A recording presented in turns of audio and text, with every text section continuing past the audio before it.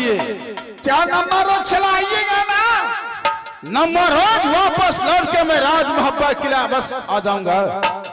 लेकिन देवर जी, इंदल कुमार तो बहुत दुलारू लड़का है, वो तो पाठशाला पढ़ने के लिए गया है।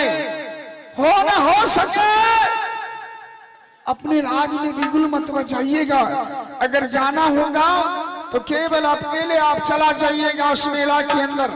अगर बिल्कुल बचाएंगे तो आपके भैया जी को सब आ जाएंगे। तो ठीक है, दोनों बेहतरीन विचार विमर्श करके मुझे बताओ।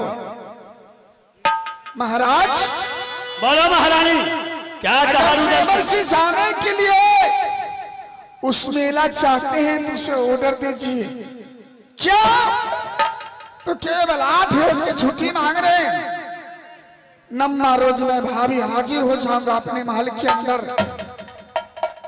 आप क्या कहते हैं सो सुनाइए। महारानी, डर तो इस बात के है, अगर रुदल सिंह राज मोहब्बा से गंगा हरिद्वार जाएंगे, हो सकता है मेरे पास इंदल कुमार है।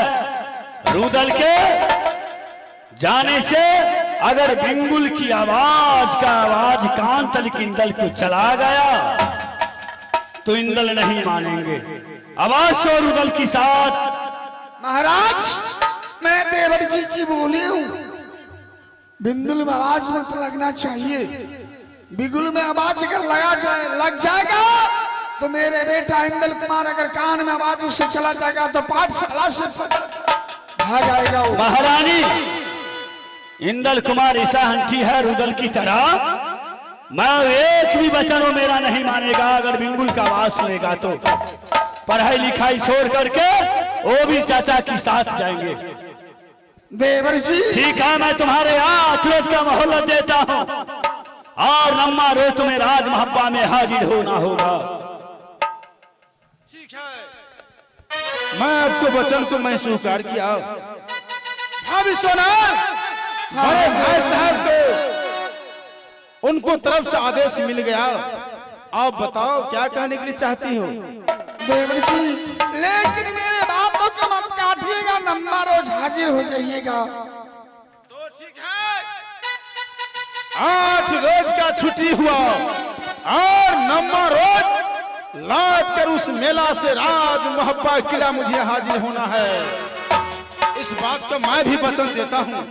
ठीक है, मैं तुम्हारे जाने के लिए आदेश देता हूँ। तुम खुशी दिल से अपनी गंगा हरिद्वार में जाओ, स्नान करो, राज मोहब्बा चले आना। जय हाके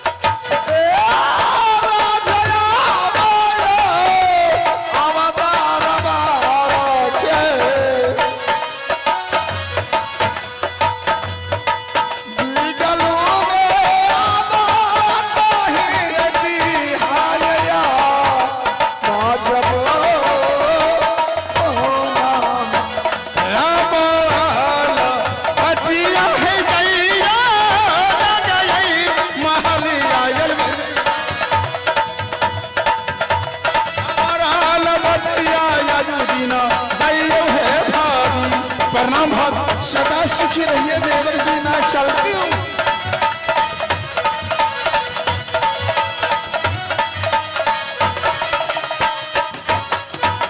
आज राजभंपा किला दरबार में मेरा बड़े भाई साहब आदेश दे दिया, मेरे भाभी सोना नैना घर वाली वो भी कह गई, लेकिन मेरा बड़े भाई साहब कहकर गए हैं, देखो रुद्र सिंह तुम जाते हो लेकिन बिगुल का आवाज तुम नहीं लगाओगे। अगर बिगुल का आवाज लगा दिया तो इंद्र कुमार तुम्हारा साथ पड़ जाएगा, लेकिन हे मां दुर्गा, जब तक ये रुद्र का किसी देश का यात्रा होता है, जब तक पहला पूजा करते हैं मां जगदम्बे का, और जब तक बिगुल का आवाज नहीं लगाऊंगा तब तक मैं अपने दरबार से कदम आगे नहीं बढ़ा।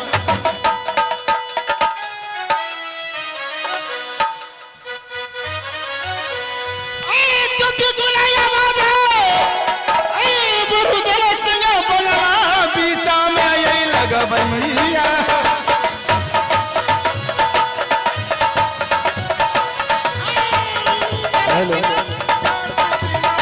लगा भैया बुलाया बाजावाना भैया जी, यही तो समैया में हो आज तेरा दिन मामा।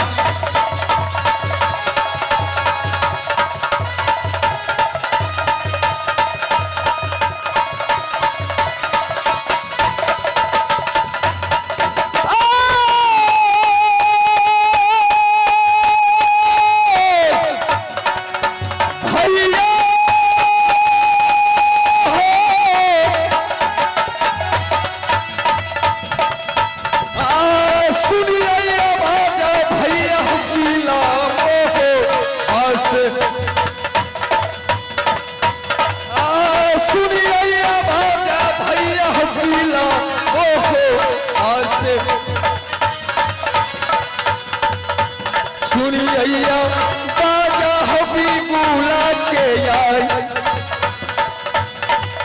सुनिया बाजा भैया भी बुला के हो जाए, सुनिया बाजा हो इंद्र कुमार प्रणाम चाचा जी। सदा सुखी रहो। ये बता तूने बिगुल का आवाज सुन लिया, तुम कहाँ जाते हो?